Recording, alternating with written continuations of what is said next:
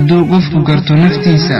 قرتو علمها كوهبون وقالوا استيمالا سلا وهبون وهلي معانك بوشا يرى حلا بوشا هدايك العناقان لودا زوجين حقا مصمتكوت حنايس احترامان أساس بوشا وإن الله كارا لمطلب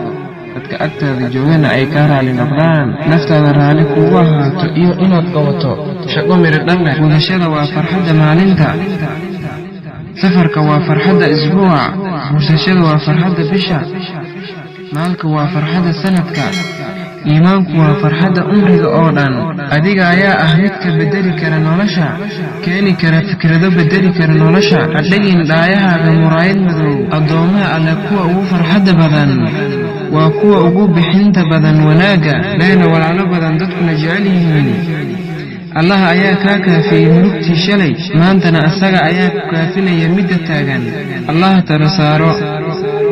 iyo maalgabeenada waxaa idin dhahay hal maalin oo keliya macaankii shalay ma helayaan